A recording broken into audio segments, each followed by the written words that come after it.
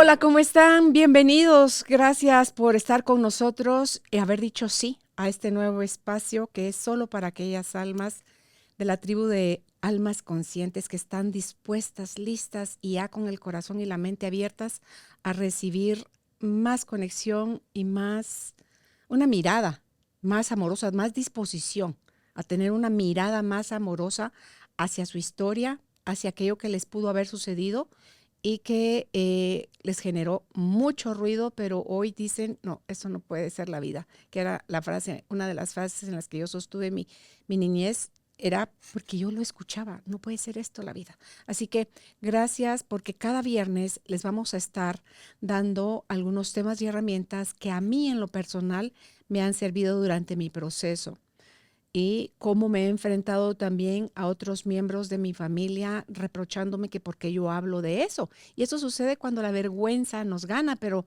también sucede que cuando nos disponemos a sanar, todo eso queda hecho a un lado y así chiquito como realmente fue, pero que se hizo gigante por no haberlo podido gestionar. Obviamente no teníamos las herramientas cuando somos niños. Así que bienvenidos a este espacio que estoy más que feliz de poder compartirlo con ustedes. Y el tema de la bendición, como le dicen a uno, deme la patada de la bendición, es el comentar con ustedes lo que el abuso no me pudo quitar. Y así les vamos a ir agradeciendo sugerencias que ustedes hayan podido ver a través de mí en los diferentes podcasts. Ah, Carolina, tal y cual cosa. ¿Será que Carolina tal y cual otra? Vamos a recibir también en sus comentarios sus propuestas de temas que les gustaría, que si yo ya lo he trabajado, por supuesto que se los voy a compartir con todo lo que el corazón me va dando para hacer. Miren mis hojitas, yo tenía aquí mis guías, pero el vaso con agua me lo eché encima y bueno, su propósito tiene. Quiero empezar a compartir hoy con ustedes qué fueron aquellas cosas que el abuso a mí no me pudo quitar como primer paso. Y como segundo paso voy a compartir también 12 puntos hay aquí de las creencias con las que cerré temporalmente mi corazón porque mi mente con miedo me decía, haz esto para protegerte. Pero cuando empiezo mis procesos de sanación y me doy cuenta que más allá de lo que a mí me pudo haber pasado y le ha pasado a miles y miles y miles de personas de diferentes edades en diferentes partes del mundo, porque esto no tiene nada que ver con el nivel socioeconómico, tiene que ver con heridas que otras personas tienen y que no saben tampoco cómo manejarlo y viven este tipo de situaciones con quienes están indefensos. Entonces, ya con un curso de milagros, yo aprendí que sí, yo quise, no yo, mi mente racional, es yo, mi alma, en un momento de mi existencia dije sí, tenía un porqué, esto iba a suceder y eso se los voy a ir contando en el transcurso de esta narración. Bueno, mi dignidad. De las primeras cosas que puedo aseverar que no me quitó el abuso está mi dignidad. Es ese valor que tenemos los seres humanos por el simple hecho de ser personas. Nadie te lo va a quitar, no importa qué te digan o qué te hagan. Eres digno, eres perfecto, eres amado. Si tú empiezas a creer cosas contrarias, entonces te haces chiquito y las posibilidades que tienes en la vida de poder ver cualquier situación se hacen humo, porque tú ya te sientes indigno y no importa qué te hicieron o qué hiciste, si tú lo causaste. Busca arrepentirte, hazlo de corazón, busca ayuda, busca resarcir el daño que hiciste. Devuélvele a la otra persona esa sensación de que le arrebataste su dignidad y recupera la tuya en esa sensación de creerla, haberla perdido. Entonces, mi dignidad de ser persona nunca fue tocada porque mi alma, que es quien realmente soy, seguía intacta. Mi inocencia o condición de estar libre de culpa o de pecado. ¿Por qué? Porque las personas se nos ha dicho por muchas décadas, por cientos de años, se ha acusado a la mujer de seguramente algo estaba haciendo, ella lo provocó, ella se insinuó, ella como estaba vestida, ¿qué andaba haciendo a esas horas? No, cuando se es niño, La inocencia es algo de los regalos más grandes con los que nacemos. Nacemos como un libro en blanco, queriéndonos comer el mundo y la vida y aprender de todo aquello que está a nuestro alrededor. Y admiramos y confiamos y nos divertimos y nos reímos. Y todas esas cosas son las que nosotros, es esa tierra fértil desde donde se va a dar la abundancia de experiencias para que nosotros podamos avanzar en la vida. Otro punto, mi curiosidad y deseo por ver, averiguar o saber de Dios.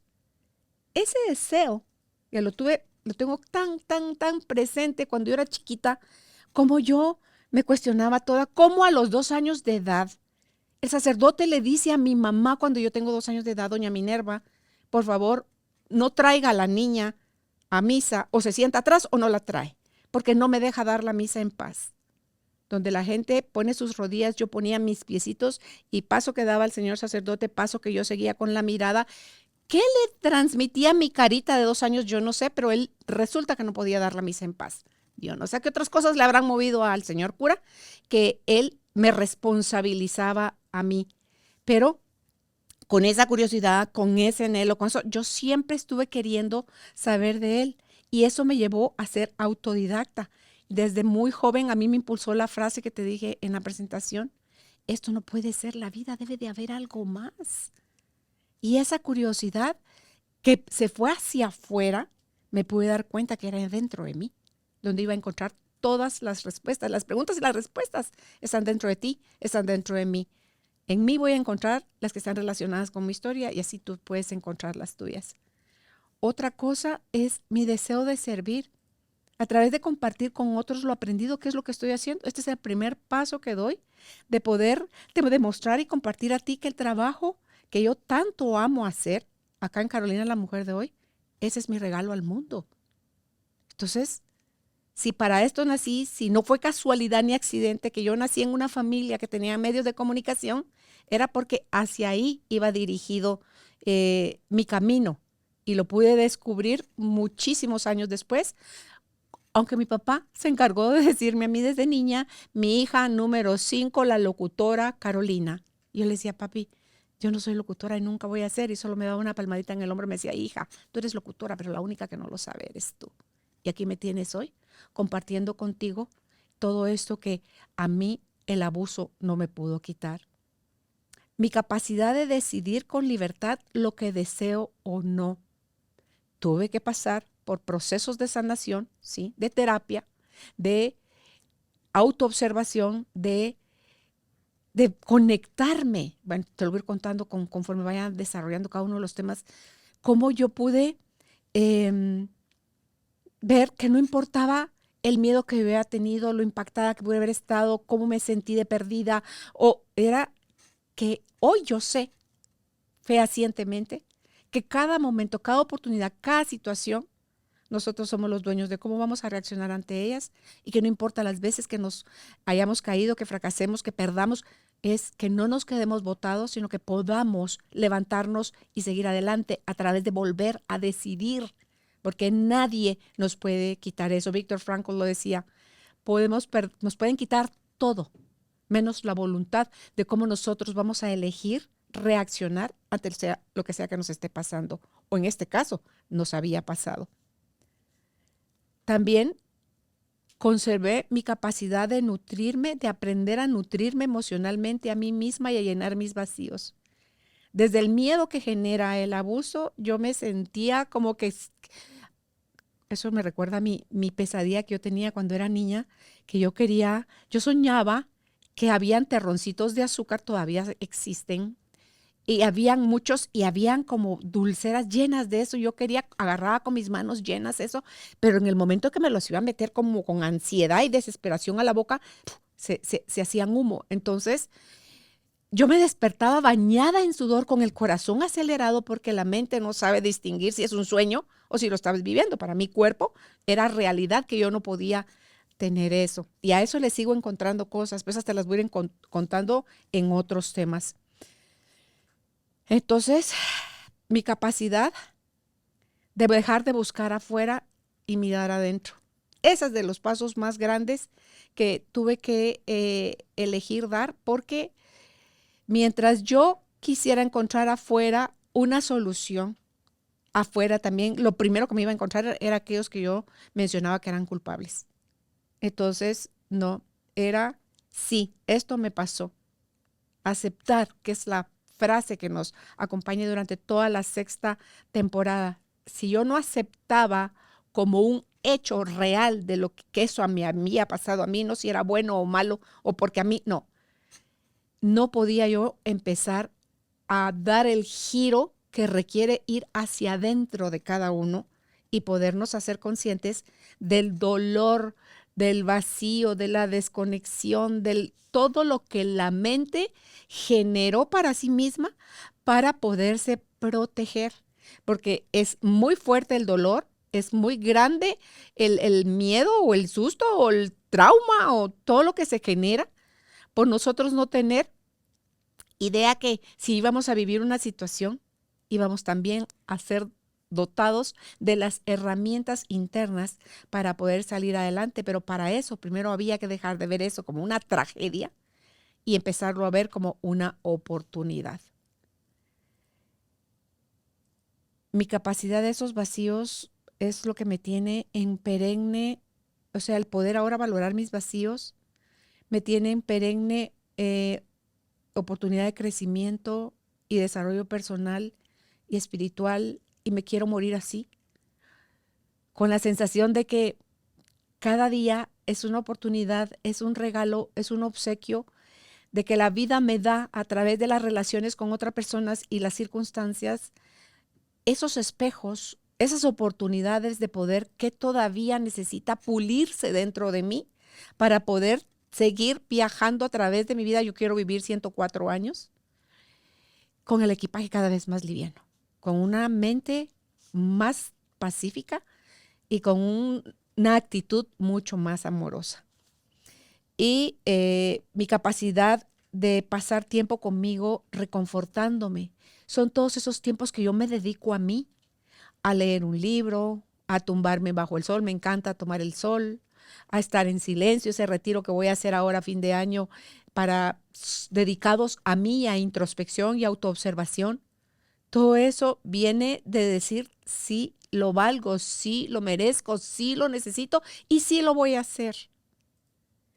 Y por supuesto, mi alegría y mi risa. Tú me has oído decir ahorita, todo ese miedo y como que sientes como que hay un temblor abajo de tus pies, está sucediendo también porque la mente no te deja descansar en paz de eso, como que ya pasó y ya no hay problema, porque mi problema terminó a los 8 años de edad y ya no volvió a pasar. Yo era una niña alegre, yo era una niña que sigo siéndolo al día de hoy, que yo me río, que puedo mostrar la campanita de mi garganta cuando me río a carcajadas. Álvaro dice que yo soy un buen público, porque a mí todo me da risa. Es que de verdad es algo que disfruto mucho, reír, sin siquiera saber antes que la risa era un remedio infalible. Lo que segregamos, las hormonas que se segregan dentro de nosotros es maravilloso. Me puedo reír y orinarme de la risa. Yo me puedo reír que me duele la boca del estómago y me da hipo. O sea, me puedo quedar sin respirar, pero no me puedo quedar sin reír. Entonces, esas son cosas que, digo yo, no me las quitó. Esas las seguí disfrutando, pero sí hubo otras en las que me cerré yo a mí misma temporalmente el corazón. Y estas es la siguiente hoja de la que te hablé. Esas creencias súper limitantes me llevaron a mí, desde el miedo, a cerrar temporalmente mi corazón. La número 1 era creer que los hombres eran malos. Y eso obviamente me llevaba a desconfiar de ellos. Entonces yo porque es que son todas esas cosas que pasan sin que uno siquiera sepa que están pasando. Porque nos convertimos de víctimas, pasamos a victimarias. Porque de aquello que acusemos a alguien y nosotros entonces, como que así de eso se trata la vida, entonces yo voy a hacer eso. Entonces ahí ya nos volvimos victimarias. Si yo me volvía desconfiada de ellos, ¿Cómo necesita una persona desconfiada hacer? Poner límites, estar alejada, marcar bien marcada la línea de esta no la pasas, porque si la pasas ya te metiste en serios problemas conmigo. Entonces, al tiempo que voy salvaguardándome yo a mí misma, queriéndome proteger de que me lastimen más, no me doy cuenta porque nadie me lo ha enseñado, que yo solita me estoy desconectando de la dulzura, de la paciencia, de la ternura, de todas aquellas cosas que me parecían lindas, que venían conmigo también en mis herramientas, pero que no, eso es vulnerabilidad, no, eso es exponerte, no, eso es amenazante, no, ni se te ocurra. Y a los hombres, marcadita la raya. Y cuando yo era adolescente y me decían, ¿sabías que fulanito está enamorado de ti? Yo me podía reír así, imagínate, así era mi miedo. Yo me podía reír de esa persona y podía mostrarle o decirle 2 o 3 cosas que yo veía como defecto en él y la cara que hacían cuando recibían ese mensaje de mi parte. Uy, digo yo, sí, hoy lo puedo ver como, sí, lo hice porque les tenía pavor. Yo no quería volverme a exponer en mi adolescencia a que alguien más me lastimara de esa manera. Creer que mis papás no me amaban por no haberme protegido. Yo me alejé de ambos por creer que ambos eran mala persona. Porque ¿cuáles son las historias que te venden a través de los cuentos? Lo que ves en otras familias que está sucediendo es que los papás son tu Robin Hood, pues son tu Superman, sí, esa persona que te brinda la confianza, te da la seguridad, te da el alimento, la educación, la diversión, te da lo que dicen los libros que deberían de darnos los papás, pero yo no lo sentía en los míos. Mis papás tuvieron 8 hijos y una pérdida entre la primera y la segunda hermana mías. Tuvieron una pérdida, hubiéramos sido 9. Aparte de otra hija fuera de matrimonio de mi papá. De parte de mi papá yo soy la 7ª hija y de parte de mi mamá soy la 6ª hija. Entonces, yo decía, no, yo nunca vi a mi papá ni jugar con nosotros, ni ver si estábamos bien en el colegio o que fuera una recogida de notas. Todo la que hacía todo ese trabajo era mi mamá. Pero también, como yo estoy enojada con mi mamá, lo veo, esa es su obligación. Yo pude empezarle a ver y agradecer a mi mamá sus cualidades ya en las últimas épocas de la vida de ella. Y una vez empecé con mis procesos terapéuticos por el abuso, tuve la oportunidad de enfrentarme e incluso fui en contra de la psicóloga que me decía, Carol, eso no se hace así, es que yo no te estoy preguntando, Sarita, le dije, yo lo voy a hacer así porque hay algo peor. Me está carcomiendo la duda de saber si mi mamá lo sabía y no me protegió o sencillamente no tenía las herramientas para hacerlo. Y con esa valentía cabrona que te da el enojo, fue que fui con mi mamá porque yo no iba en plan amoroso. Sí quería escuchar lo que escuché. Cuando mi mamá me dice, no, hija, yo no lo sabía y de haberlo sabido lo mato con mis propias manos. Hago yo, respiro con alivio y digo, sí, no, sí mi mamá sí me quería. Y yo a mi papá lo pude reconciliar en mi corazón. Una entrevista, fue el día que Tuti Furlan me hizo una entrevista en Guatevisión hace ya varios años y yo recuerdo que después de salir de Guatevisión me fui al cementerio, yo iba en plan pacífico, llevaba uno de los pañuelos blancos de mi esposo porque lo iba a sacar como símbolo de vengo en son de paz y le dije a mi papá, perdón por lo duro que lo juzgué, perdón porque si ni Dios nos juzga, ¿quién soy yo para juzgarlo? Y ahora que con esto más, yo yo quise. O sea, ¿cómo voy a poner yo a juzgarle a él? Tuve el papá perfecto y la mamá perfecta para vivir las circunstancias que me tocó vivir durante mi niñez y mi adolescencia con ellas. Bueno, yo me fui de 15 años de mi casa porque resulté embarazada y me casé. Entonces, esos pocos años, porque fueron solo 15 que viví con ellos, había muchas cosas que iban a suceder ahí, pero que iban a ser al final, porque resulta, hay una frase que dice que la herida es también ese espacio por donde entra la luz. Entonces, cuando yo pude empezar a aprender eso, me pude dar cuenta que si no es por eso, porque ahorita les cuento también lo de, bueno, hoy precisamente está saliendo el podcast de la entrevista que le hice a Luis Fernando, mi hijo, que está pasando por procesos de cáncer, y el testimonio que nos tocó dar a ambos, a él es de su parte y a mí es de la mía. ¿Cómo me pude dar ya cuenta cuando él nos dice, yo fui abusado por la empleada de turno cuando mi hijo era chiquito?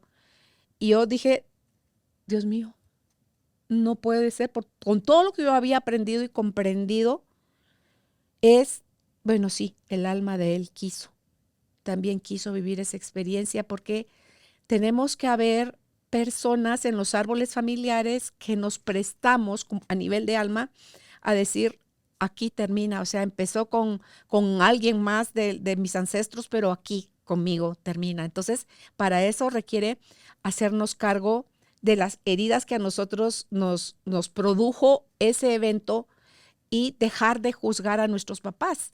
Yo le dije a Luis Fernando el día que él confiesa lo que le había pasado, yo siento como se me abre un hoyo en el corazón, pero inmediatamente entra al rescate también el nuevo conocimiento que yo ya estaba poniendo en práctica, porque información sin práctica no pasa a ser conocimiento. Cuando ya lo pones en práctica ya se vuelve tu experiencia nueva y esa es la nueva narrativa que te cuentas. Entonces, cuando Luis Fernando dice eso, le dije, ve, mijito, yo usé décadas de mi vida para despotricar en contra de mis papás. Bienvenido si tú quieres hacerlo. En mi caso o el de tu papá, recibo lo que quieras mandar. Pero te sé decir también por experiencia propia que eso no lo saca uno del agujero.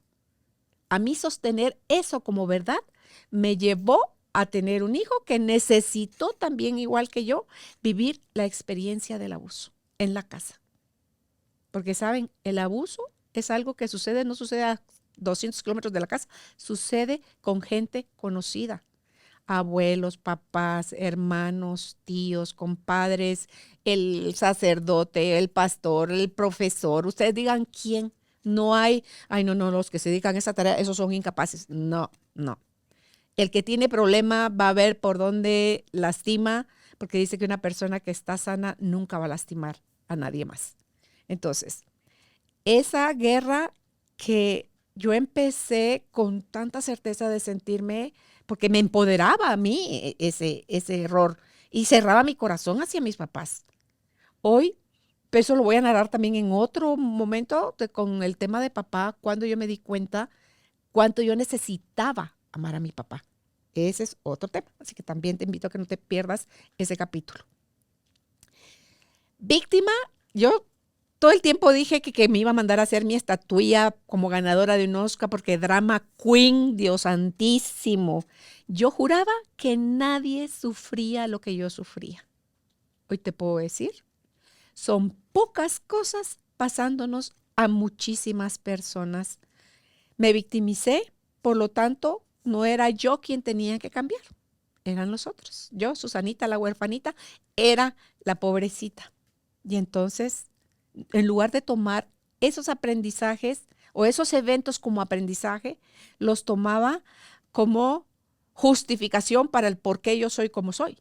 Y por qué entonces, ¿por qué yo no tengo que cambiar? Los que tienen que cambiar son los demás. Otra estrechez de corazón. En el cuarto punto es creer que ser atractiva me ponía en peligro. Y a eso le puedo sumar otras cosas que está aquí también entre los puntos. Mi mala relación, ese es el 9, pero te lo digo, mi mala relación con los alimentos, te lo digo más adelante. Entonces, creer que yo al ser atractiva me ponía en peligro, me pasó con lo de podcast. Para mí estar 25 años en la radio, yo era feliz porque era anonimada. Era un anonimato mi apariencia. Era conocida por mi voz, nada más. Y hubo gente que me reconoció solo por mi voz, porque me daba risa como hacían la cara de, me suena la voz. Y entonces me decía, mire, es que usted se me hace la voz como la de Carolina, la mujer de hoy. Entonces yo me reía así, esa soy yo, porque me presentaba como Carolina de Aguirre. Porque fuera de estos medios, yo soy Carolina de Aguirre y dentro de todo lo que tiene que ver aquí, soy Carolina Alcázar. Yo vengo de la familia Alcázar, que es un grupo de empresarios radiales aquí en Guatemala. Entonces, Em, Ser gorda para mí era llenarme de un colchón de grasa que me protegía, que malaya, que de músculo, que me puse tora. No, me puse gordita, la celulitis y todo lo que conlleva el estar fuera del peso adecuado. Ahí me importaba a mí cero, que si eso no era bueno para mi salud. No, no, no, no, yo no quiero ser atractiva. Pero me doy cuenta, hoy me puedo dar cuenta, porque se preguntan también, ¿pero qué ha hecho Carolina para bajar de peso? Amarse, respetarse, valorarse. Yo sé que tengo 64 años. Yo no corro el peligro que yo corría cuando era niña, que me sentía desprotegida, ¿no? Yo soy una mujer que cada vez tiene más herramientas, con más amor hacia sí misma, con más conocimiento que he puesto en práctica y descubierto que funciona, que yo me puedo defender a mí, que yo no estoy corriendo peligro. Entonces mi cuerpo empieza a reducirse, a reducirse, a reducirse, porque si yo les muestro fotos al rato y se las paso a Judith y a Tati para que pueda poner ahí también, Tati, si me lo recuerdan, cómo yo era de delgada cuando era niña y cuando era adolescente. Y cómo empiezo a ganar peso cuando empiezo a sentirme tal vez como más amenazada, no sé, no sé. Pero hoy me puedo dar cuenta que mientras más yo misma sea, más atractiva me encuentro yo para mí. Por eso es esto de lo de las canas. Por eso es porque esto es lo que hay. Tengo hermanos de menos o de más años que tienen menos canas que yo, pero ya estos viene con el paquete de cada uno. Tengo miles de pelo también en la cabeza y tengo hermanos que son pelones. Entonces, digo yo, bueno, agradezco mi cabellera con el color que sea. Hoy a las canas yo les veo solo un color, así como lo pinté una vez de rojo, otra vez de rubio, otra vez con rayos. Mucho tiempo fui mi cabello negro, que es mi cabello original, negro azabache, era mi cabello. Entonces digo yo, esto es lo que hay. Y no estoy en peligro. La desconexión profunda con mi cuerpo porque no me gustaba sentir las emociones de tristeza y de miedo. A la grasa, agrégale, no me importa. Yo era mucho de subir los hombros, no fue, no importó, no es para tanto, ¿qué me importa? O sea, yo era la de a cada rato estar haciendo los hombros para arriba. Himalaya, sí importa, sí duele, sí da tristeza, sí te encabrona, sí quieres tener, ante todo como a mí se me había desarrollado mucho esto de la justiciera. Yo era una Robin Hood cuando era niña. Yo era contrario a lo que hace el que hace al buller. Yo era la protectora de los que veía como niños débiles, indefensos. Entonces, ver eso, esa desconexión profunda que me llevaba a fingir que todo estaba bien, que no importaba. Y descubrí que el enojo, ese me hacía fuerte. Ahí me tenían miedo. Entonces, eso me ayudaba a marcar mejor las rayas. Por eso, como mecanismo de defensa, ese es el 6, yo elegí el enojo para que no se metieran conmigo. Ese sentimiento generaba en mí un vacío horrible, el enojo. Ay, la Carolina tan brava, ya chucho. ¿Eh? Pero sí, yo era súper reactiva. A mí que no me digan, porque cuando se den cuenta yo voy de regreso. Entonces decía yo, Dios mío, ¿a cuánta gente yo habré alejado de mi vida por porque el enojo te da otra serie de tonteras en la mente, te lleva a cimentarte en que sí, que tú tienes la razón, tú eres dueña de la verdad, sí, sí, sí, se lo merecían, a justificar tus acciones violentas, tus palabras violentas, porque yo no soy de trancazo. Es más, yo hasta hace poco aprendí que para pegar un puñetazo, yo metía el dedo aquí abajo de mis otros dedos, me dicen, eso no se hace, te vas a quebrar el dedo gordo. Bueno, para que vean, como yo de puñetazos no soy, yo agredía verbalmente. Yo agredía presencialmente. O sea, yo era de postura, yo era de mirada, diría mi marido, no es lo que decís, es el tonito que utilizas cuando decís.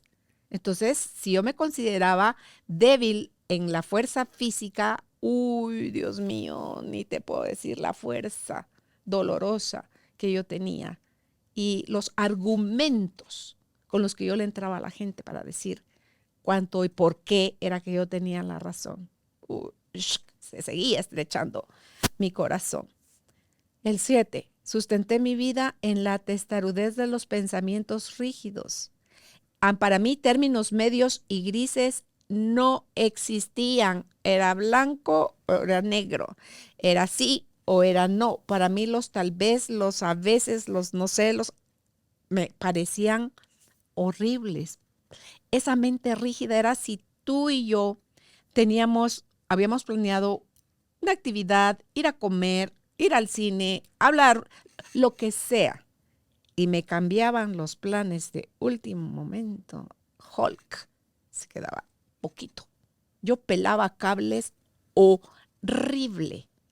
Y esa ceguera que me producía el enojo no me permitía a mí ver cómo era yo quien estaba haciendo todo color hormiga con un pensamiento, con una mentalidad rígida, con ni siquiera, ¿qué es eso de que existe, de que el otro tiene su propio punto de vista y que no tiene que estar de acuerdo conmigo? No, no, no, es que el otro no tiene punto de vista siquiera, pues. O sea, así de ridículo, era de rígido mi pensar, mi estar en la vida. Entonces, yo no, hoy sé que la opinión que cada uno tiene es eso nada más, opinión, un simple punto de vista. Es como que habláramos de la arena del planeta, un granito de esa arena, esa es nuestra opinión. Y que cada granito tiene su propia opinión. Entonces, el asunto es que cada uno hace de su opinión la sagrada verdad, no hay de otra. Así es. Y entonces así es como entramos en trifulcas, en guerras y en control y en querer tener el poder horrible. También me costaba escuchar y dialogar porque no admitía que cuestionaran mis criterios. Y si le vas viendo, una cosa trae a la otra. Ahorita que te lo estoy ampliando más, si uno ve qué casualidad que quedaron así. No, no fue casualidad. Fue porque las fui escribiendo como conforme me las fue poniendo Dios en el corazón y vas a hablar de esto y de esto. Entonces, es otra vez en lo de la opinión. ¿Qué iba yo a andar escuchando a los demás si no sabían? Pero es que cada quien está hablando desde su falsa, bueno, pues que esa no es la verdad, es una interpretación. Cada uno tiene una mentira de la verdad, una mentira de la realidad, podría decirlo de esa manera, porque la realidad es, o sea, las cosas como son, como están sucediendo, eso es la realidad. Como cada cabeza lo interprete, eso ya no es la verdad, eso no es verdad, eso ya es mi interpretación de la realidad. Entonces, desde esa mente cerrada, yo escuchar, dialogar, no, ¿sabes qué? Yo me iba por la tangente, ¿sabes qué? No, mejor paremos aquí la conversación, no, contigo no se puede. Contigo no se puede. Es cuando estamos diciendo ese dedito que va hacia afuera, hay tres que me están diciendo, ojo, ese uno que le quieres achacar a aquel, son tres tuyos. Nada de que contigo no se puede. Es conmigo, yo no puedo. Y por eso te la tengo que tirar a ti. La otra es mi mala relación que te la mencioné en la desconexión profunda con mi cuerpo. Y porque creer que me ponía en peligro. Si engordaba, estaba salva. Esa mala relación con los alimentos, yo pasé de ser súper melindrosa a comer. Una vez yo ya me pude gobernar a mí misma, que fue muy chiquita, desde los 15 años que me caso. Todos los dulces, todos los helados, todas las galletas que se me antojaron y que mi mamá me decía que o no había porque me había portado mal o porque eso quiere decir al final cuando a un niño le hacen eso, dice no te la mereces. O sea, no te la ganaste.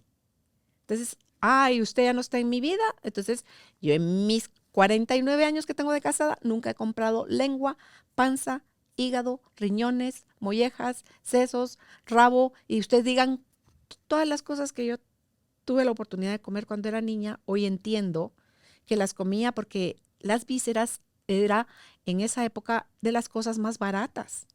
Y a mi mamá, para darle de comer a 8 hijos, en esas escaseces que a ellos les tocó vivir, eso era lo más accesible económicamente hablando.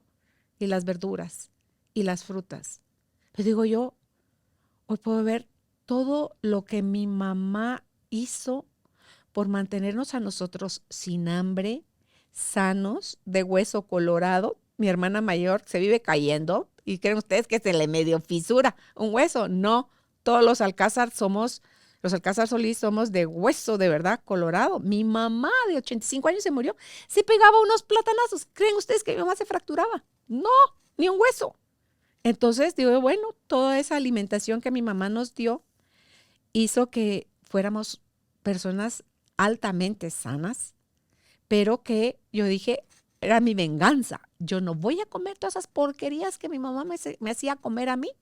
Yo veo que no son porquerías, son solamente gustos que tienen las personas por unos sabores que otras personas no los tenemos. Yo creo que si mi mamá me hubiera sabido que todo esto que yo conozco ahora, seguramente lo hubiera puesto en práctica, porque ella no lo hacía porque estaba loca o porque era mala. Hizo todo lo mejor que pudo con el conocimiento y las herramientas que tenía. Yo creo, yo intuyo que yo debo haber nacido más jalándole a la línea vegetariana, porque a mí eso se me daba más fácil, las sopas y las verduras. A mí la carne me daba tantísima, yo era la cosa más haragana para comer, pero sigo siendo.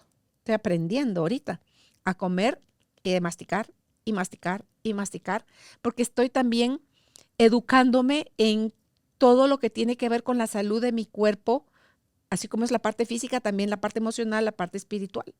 Entonces, digo yo, no, si uno no come bien, de ahí salen residuos de comida en las heces y eso está hablando de una mala digestión. Y la buena digestión empieza desde cómo que yo compro, que pongo en mi plato, cómo me lo pongo en la boca, cómo lo mastico, lo agradezco, lo bendigo, lo disfruto, cómo bajo lío, presión, amenaza, cómo como. O sea, esas de las cosas que también me he estado reconciliando en la mala relación con los alimentos. Esta la he mencionado, creo ya, el creer que ser vulnerable me hacía una persona débil. Yo necesitaba, sí o sí, ser fuerte. Porque si no, me iban a ver la cara y me iban a volver a lastimar, me iban a volver a abusar. Y no es cierto. Pero es que hasta cuando uno busca en el diccionario el significado de vulnerabilidad, ponen ahí que son personas que están en riesgo. Entonces digo yo, como yo veo ahora la vulnerabilidad, es ese espacio que tengo yo de poderme ver como una mujer que se atreve a mostrarse como es y ahí sí que levanto las manos y no por inocente, sino que porque suelto. ¿Cómo tú vas a interpretar lo que escuches en este episodio? No tiene que ver conmigo, tiene que ver contigo. En algunas a lo mejor te vas a identificar, en otras me vas a repeler, pero yo te prometo que todo lo que te estoy diciendo, te lo estoy diciendo desde mi corazón, con la idea de que pueda, no es porque yo quiero decirte a ti cómo quieres hacer las cosas, creo que juntos podemos avanzar a través de yo compartirles mis experiencias. Si te sirven, amén, me voy a sentir más que feliz, y si no te sirven, amén también, porque a alguien más puede que sí. Entonces, digo yo,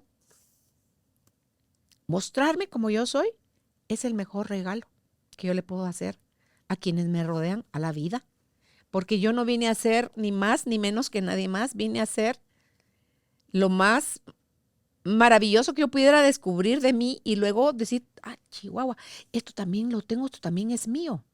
Y compartirlo, porque también aprendí que compartiendo es como más tenemos, es como más nos enriquecemos. No es en el miedo del acaparamiento y de decir, no, no, no, no, sea que se acabe por aquello del alma, mejor no. Entonces, son todas esas cosas que he aprendido. Creer que había algo malo en mí porque no podía ser cariñosa ni paciente. Ay, decía, Dios santísimo, ¿cómo puede la Leticia, mi hermana, que resulta que también, bueno, ella murió de Alzheimer. Y hoy puedo yo ver cómo esto mismo que nos pasó a ambas, a mí me tiene hoy aquí contándotelo. Y ella eligió otro camino, su alma se fue tras otra solución. Y fue, si fuésemos una computadora, como me dijo a mí, la psicóloga que finalmente me aceptó mi hermana poderla llevar, y a la tercera sesión me dijo, Caro, es de balde, no me traigas más a Leti. Ella no pudo, no supo o no quiso gestionar sus situaciones de vida entonces conscientemente presionó la tecla de delete y era la forma como ella encontró que alivianaba lo que le sucedía. Entonces, que me dolió su pérdida, ni para qué te lo digo, muchísimo. Pero también era nada más otra lección para mí demostrar que tras un mismo evento, las opciones de cómo lo queremos vivir o solucionar o reinterpretar, hay tantas como personas o cabezas en el mundo. Entonces, ese era otro aprendizaje para mí, porque yo fingía que me enojaba, que mi hermana fuera tan cariñosa. Y no era enojo, era una cochina envidia que yo tenía de Leti. Decía, ¿cómo ella puede? ¿Cómo ella es que le sale? Y al día de hoy a la Leti la recuerda a la gente que la conoció, que fue cercano a ella, la recuerdan como alguien hermosísimo, de risa súper fácil, de un corazón gigante. A Leticia era de las que se quitaba las cosas de la boca para dárselas a uno cuando yo iba a México a hacer mandados y cosas. Salíamos juntas, las dos regresábamos igual de muertas de cansancio. Ella tenía su tinita esta para hacerse pedicure. Entonces corría a la cocina a poner agua a calentar y me decía, Caro, mete tus pies. Y no, pero yo en un lado y usted en el otro. No, después yo. Y después que ya sentía como más relajados mis pies, me daba masaje en los pies. Esa era Leticia. Entonces decía, pero ¿cómo ella sí puede? Y yo no puedo. Ella eligió eso. Yo elegí el encabronamiento, el enojo, la fuerza. Ella se abrió más. Ella era más vulnerable, a lo mejor que yo, pero ni el encabronamiento mío ni la vulnerabilidad desmedida de ella eran los caminos correctos.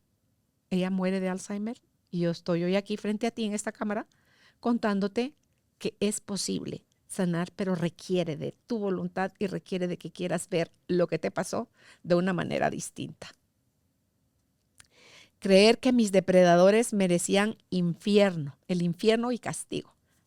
Decía, sí, eso era de verdad, de los pensamientos que más deseo, más fomentaba en mí mi idea de, se lo merecen, por supuesto que se lo merecen, ¿y a dónde más? Ni modo que al cielo, a que de al pelo, después de que hacen esas cosas. Y tú ponle tus propios argumentos. Pero hoy, para mí, ¿qué es el cielo y qué es el infierno? No es un lugar al que vamos cuando morimos. Es un estado de la mente del que entramos y salimos constantemente. Ya te encabronaste, estás en el infierno. Ya estás partido de miedo, estás en el infierno. Ya estás con deseos de venganza, estás en el infierno. Lo que se siente es eso. Ya estás en confianza, ya estás en respeto, ya estás en paciencia, estás en amor, estás en generosidad. Ahí estás en el cielo y lo sientes y se te refleja en tu expresión. Entonces, para mí, el decir, cuando yo hice esa terapia de un curso de milagros, es decir, sí, yo quise. Se sueltan ahí ya no lo tiene uno atado con ancla, con cadena, el ancla, ¿no? Ya era un hilito, nada más. Entonces dice uno así, adiós, no más.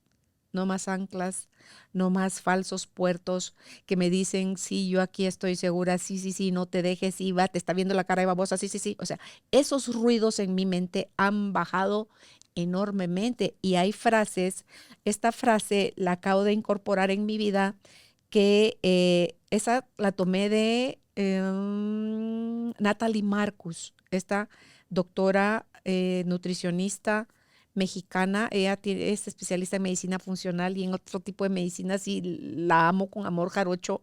He aprendido tanto de Natalie que ella dice que en esto de la resiliencia, que te lo quiero compartir ahorita, dice, estoy bien en la incomodidad, estoy reparándome. Hoy que estaba en el sauna, lo tengo cuando se moja la pared por el vapor del sauna, porque estas frases las tengo yo emplasticadas.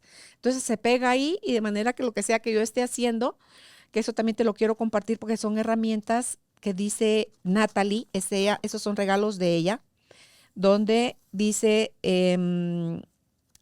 la resistencia, bueno, te lo voy a compartir en orden mejor. Mis más grandes aprendizajes. Durante la niñez, te quiero dar lectura y voy a ampliar aquí la lectura. Dice, durante la niñez pasé por muchos altibajos. Altibajos que la mayoría de las personas no conocen ni ven porque el abuso no es algo que se pueda ver a simple vista. ¿No? Lo lleva uno, pero sepultado, bien sepultado adentro. Y aunque mi vida de adulta ahora la dedico a hacer las cosas que tanto amo y me gustan, de niña aprendí a estar cómoda en la incomodidad sin yo siquiera saberlo. ¿Por qué? Porque ahora esa falsa fuerza la veo como esa resiliencia que yo tengo. Es ese saberme que yo he sido siempre resistente en mi evolución y que eso me hizo fuerte, o sea, me hizo capaz de ver los desafíos, las oportunidades y de aceptar también los fracasos. Entonces, que si soy resiliente, sí, sí soy resiliente. Y esa resiliencia también nos lleva a la resistencia, que nos permite pasar los obstáculos en la vida y seguir con nuestra meta y objetivo. En mi caso era recordar quién realmente soy, y esto lo aprendí de Eckhart Tolle. Una expresión de la conciencia universal. Eso es lo que soy. Eso es lo que eres tú. Somos eternos, más allá del tiempo. Somos ese espacio que hay entre un pensamiento y otro. Somos pura conciencia. Para mí, eso es estar en un estado de todo es perfecto y es necesario y tiene un propósito que es de amor, que eso te lo he compartido en otros blogs que he escrito y lo he compartido en diferentes conversaciones aquí en el set con varios de los invitados. A mí ese libro, Aceptar para vivir sin sufrir, de Gerardo Schmedlin, me cambió la vida radicalmente. Es dejar de buscarle los pretextos para querer seguir teniendo la razón y entender que sí, la vida pasó con todos los eventos que tenía que pasarme, porque mi alma lo había elegido, porque esa iba a ser la herida a través del cual iba a entrar la luz, iba a entrar de nuevo yo, la oportunidad, porque me la doy yo, de ir ahora expandiendo y expandiendo y expandiendo mi corazón, que había ratitos en que decía yo, y al rato hasta un infarto me podía yo provocar si yo no, si hubiera elegido no cambiar nunca y morirme teniendo la razón, a lo mejor hasta un infarto me hubiera dado. Entonces, si ya pasamos por ese estrés, si yo ahora abrazo la incertidumbre y me adapto con optimismo y positividad a mis nuevas circunstancias, es en esa resiliencia y en esa resistencia donde me he ido volviendo poco a poco, gotita a gotita, cada vez un poco más sabia, aprendiendo de mis errores y de adaptarme a los cambios. Hoy veo que esa frase, esa última que te digo que es de Natalie, la de, acá está, estoy bien en la incomodidad, estoy reparándome. Y dice en el momento cuando estamos en el sauna, porque ella menciona ahí lo bueno que es para la salud, que es médico, los saunas para sacar metales pesados, desintoxicarnos y todo, y también lo bueno que es la teoría, lo de Wim Hof, lo de meternos en el agua con hielo, y ambas situaciones son incómodas. Tanto ese calor que tú dices, voy a agarrar fuego en el sauna, o como que, ¿qué es esto de estar metida entre el agua con hielo? Repítete esa frase. Estoy bien en la incomodidad. Estoy reparándome, porque es en esos momentos donde tú te llevas a ti misma a un punto de quiebre, donde puedes empezar a decidir ver las cosas de otra manera. Y ella dice, a eso ella lo llama forzar la atención plena. Cuando creas que ya no puedes más, haz 2 instalaciones rápidas y exhala profunda y lentamente. Repite esto 5 veces. Es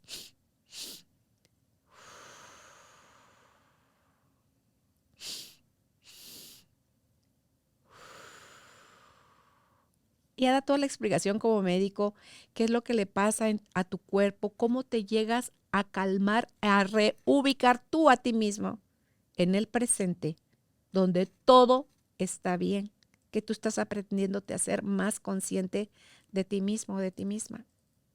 Y miren, Y dice Álvaro, porque también lo hago cuando prendo la regadera del agua fría, porque ella dice, ve alternando las regaderazos fríos con el agua caliente y regaderazos fríos y repítete la frase.